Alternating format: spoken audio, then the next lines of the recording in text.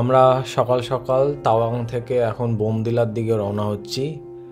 আর সেদিকে যাওয়ার পথে প্রথমেই আমরা নুরানাং ফলস, যেটা জং ফলস নামে পরিচিত, সেটা দেখব। তারপর সেখান থেকে সিলা টানেল হয়ে বোমদিলার উদ্দেশ্যে যাব। তা এখন আমরা প্রায় নুরানাং ফলসের মুখোমুখি চলে এসেছি। ওই যে দূর থেকে দেখা যাচ্ছে নুরানাং ফলসটা, বেশ বড় ফলস।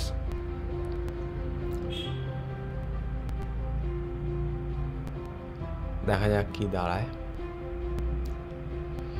আমরা গাড়িটা আস্তে করে পার্ক করে আমরা এগিয়ে যাব।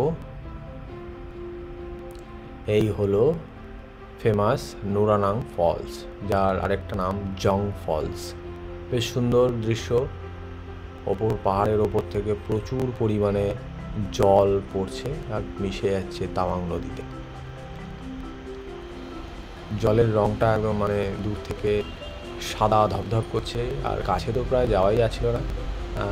কাছে যারা যাবে অবশ্যই ভিজে যাবে, এতটাই জল উঠছে। অনেকে গেছে, দেখতেই পাচ্ছ, অনেকেই কাছে গেছে। আমরা আস্তে আস্তে এগোচ্ছি জলের কাছে। একটা বাইকার টিমে এসেছিলো শিলিগুড়ি থেকে। আর ওই দেখো জলের ধোঁয়াটা এমনভাবে রয়েছে যে রামধনুর মতো উঠেছে। এই এত জল ওপর থেকে পড়ে তাওয়াং নদীতে মিশে যাচ্ছে। এই নুরানাং ফলসটা আসলে তৈরি হয়েছিল সেলা পাসের যে লেকটা, সেই লেক থেকে একটা কিছুটা কৃত্রিম উপায়ে বলা যায় জলের ধারা নিয়ে এসে এখানে ফেলা হয়েছে।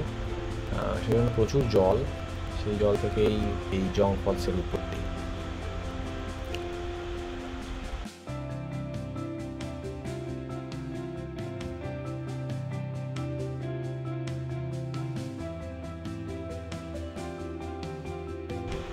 পুরো জলটা মনে হচ্ছে যেন দুধ করছে, এত সাদা ধপধপ করছে, একদম প্রচুর দুধ যেন নেমে আসছে পাহাড়ের উপর থেকে মনে হচ্ছে একদম। তো যাই হোক, এই নুরানাং ফলস দেখে আমরা আস্তে আস্তে আবার রওনা হব। সুন্দর সুন্দর ফলসটা।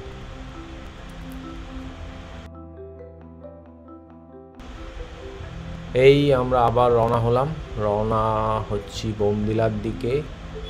এই নুরানাং ফলস থেকে মোটামুটি আধ ঘন্টা এক ঘন্টা লাগবে না, আধ ঘন্টার কাছাকাছি এগোলেই সিলা টানেল। আমরা প্রায় চলে এসেছি, আর 1 কিলোমিটার দূরেই সিলা টানেল, এই বোর্ডে লেখা আছে।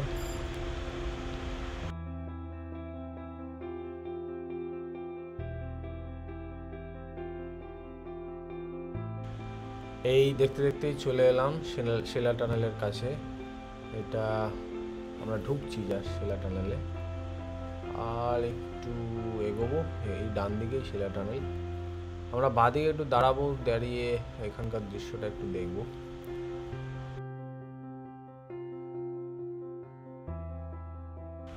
এইবার আমরা শিলা টানেলে ঢুকতে যাচ্ছি। একটু বিশ্রাম নিয়ে মিনিট 10 দাঁড়িয়েছিলাম, তারপরেই আমরা শিলা টানেলে ঢুকছি। এই শিলা টানেলটা প্রায় 1.5 কিলোমিটার লম্বা, সুতরাং বেশ কিছুক্ষণ সময় লাগবে পার হতে।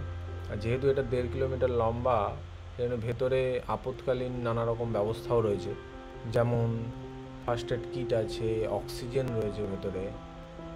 এগুলো যদি কোনো বিপদ ঘটে তাহলে সবাই সাহায্য নিতে পারবে।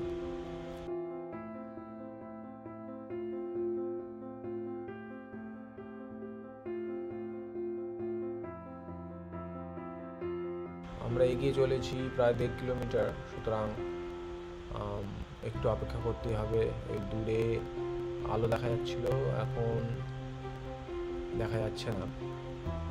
তবে দূর থেকে যখন গাড়ি আসে দেখে মনে হয় যেন এই ওপেনিংটা হয়ে গেল, এসে গেল, কিন্তু তারপর দেখা যায় যে না, ওটা একটা গাড়ির হেডলাইট।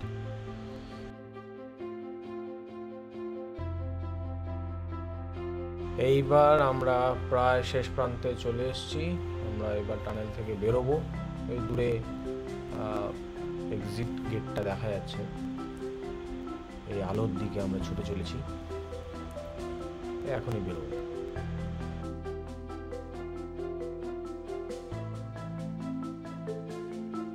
এই আমরা আস্তে আস্তে বেরোচ্ছি সেলার টানেলের থেকে, বেরিয়ে বাদিকে ঘুরছি।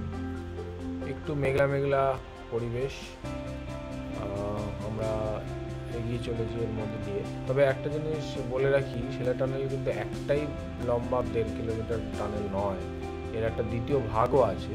এই দ্বিতীয় ভাগের দিকে আমরা যাচ্ছি। এই সামনে গেলেই বাদিকে দেখতে পাচ্ছি ওই যে দেখা যাচ্ছে। এই দ্বিতীয় ভাগের দৈর্ঘ্য অতটা নয়, তবে মোটামুটি 500-600 মিটার হবে। একদম সঠিক ইয়েটা জানি, দৈর্ঘ্যটা আমি জানি না, তবে মোটামুটি 500-600 মিটার হবে। এই আমরা একটু অপেক্ষা করবো, আবার এই আমাদের গাড়ি ছুটে চলেছে।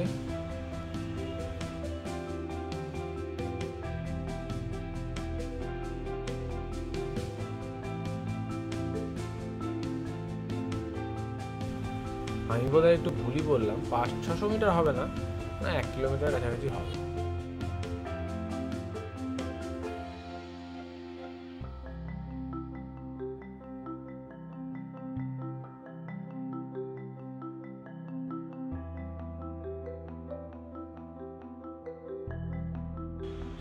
এই আবার আমরা দ্বিতীয় ভাগের টানেল থেকে বেরোলাম। তবে বেরিয়েই আমরা দেখতে পাচ্ছি প্রচণ্ড মেঘ করেছে এবং মেঘে চিরকোটা বৃষ্টিও হচ্ছিল। সেই বৃষ্টিটা হচ্ছে এবং বৃষ্টির মধ্যে দিয়ে আমরা এগিয়ে চলেছি। তবে দারুণ একটা পরিবেশ মনে হচ্ছিল। তবে কিছুটা আসার পরেই আবার এইরকম সুন্দর দৃশ্য। আর এই যে মেঘ এবং আবার বৃষ্টি নেই, সুন্দর পরিবেশ, এর মাঝখানে আমরা একটা ভালো জিনিসও দেখেছি। এই যে দেখছো একটা রামধনু দেখা যাচ্ছে, এটা মেঘের মধ্যে রোদ পড়লেই হয়, তাই আমাদের এই দৃশ্যটা ভালো লেগেছিল।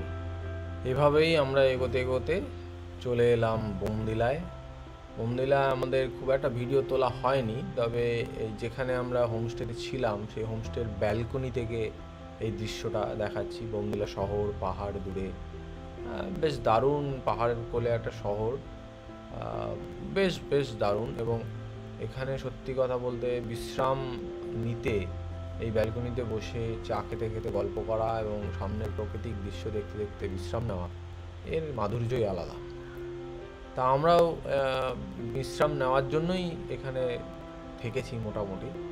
তবে আমরা আগামীকাল এক জায়গায় আবার ঘুরতে যাব, লোকাল সাইট সিইং করব। এই আমরা পরের দিন আবার লোকাল সাইট সিইংয়ে বেরিয়েছি। সেই পথেই আমরা কিছু দৃশ্য দেখতে দেখতে এগিয়ে চলেছি। প্রথমে আমরা একটা মনেস্ট্রি গেছি, ওখানে একটা লোকাল মনেস্ট্রি, বোমডিলা মনেস্ট্রি আছে, ছোট কিন্তু সুন্দর, সেখানে দেখলাম।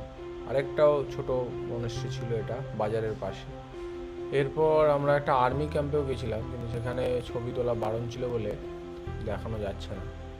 তারপর আমরা গেলাম একটা হ্যান্ডিক্রাফট সেন্টারে, যেখানে ওখানকার মেয়েরা পুরো হাতে, মেশিন ছাড়া পুরো হাতে এই জামা কাপড়গুলো বানাচ্ছিল। এবং জামা কাপড়গুলো মোটামুটি একটু কস্টলি, 3,000, 5,000, 6,000, 10,000 এরকম রেঞ্জের, তবে বেশ সুন্দর তৈরি করেছে এবং বেশ ভালো কোয়ালিটি। এই জামাগুলো আরও কিছু, শুধু জামা কাপড়ই নয়, আরও নানা রকম ঘর সাজানোর জিনিসপত্র রয়েছে।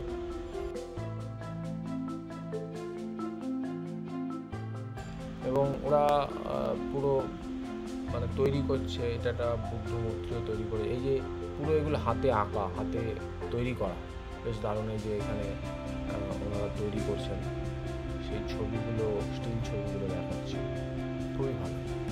তবে এখানে আমাদের লোকাল সাইট সিইং শেষ বোমডিলায়। আমরা পরের দিন সকালে বোমডিলা থেকে রওনা হলাম গুয়াহাটির উদ্দেশ্যে। মোটামুটি 7 ঘন্টা তো লাগবেই, মাঝখানে ব্রেক নিয়ে একটু বেশি সময় লাগবে, লাঞ্চ টাঞ্চ করবো। সেই জন্য আমরা সকাল সকাল বেরিয়ে পড়েছি আবার অরুণাচল প্রদেশের প্রাকৃতিক দৃশ্য দেখতে দেখতে। তাও 2-3 ঘন্টা আসার পর, ঘন্টা 2 আসার পর আমরা একটু বিশ্রাম নেবো ভাবছিলাম, তখনই দেখতে পেলাম ডান দিকে একটা ঝর্ণা স্রোত। এবং আমরা গাড়িটাকে দাঁড় করিয়ে ওখানে এই সুন্দর ঝর্ণার দৃশ্যটা উপভোগ করলাম। তবে এই ঝর্ণাটার কোনো নাম নেই, একটা অজানা ঝর্ণা, তবে মোটামুটি ভালোই ছিল, জলও গভীরভাবে পড়ছিল। সুন্দর লেগেছে। এখানে ঝর্ণাটা কিছুক্ষণ উপভোগ করে এখানে বেশ আরও অন্যান্য পর্যটকরাও ছিল। মোটামুটি সামান্য গল্পগুজব করে কিছুক্ষণ ঝর্ণাটার সামনে দাঁড়িয়ে ছবি তুলে আমরা আবার তৈরি হলাম গুয়াহাটির উদ্দেশ্যে রওনা হওয়ার জন্য।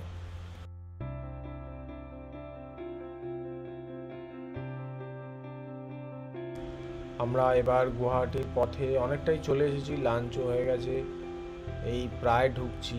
সামনেই ব্রহ্মপুত্র নদীর ওপরের যে ব্রিজটা, যেখান থেকে আমরা আমাদের যাত্রা শুরু করেছিলাম, এই যে ব্রহ্মপুত্র নদী, সেই নদী বিশাল নদী চওড়া, সেই নদীর ওপর দিয়ে, ব্রিজের ওপর দিয়ে আমরা ফিরছি গুয়াহাটিতে উদ্দেশ্যে।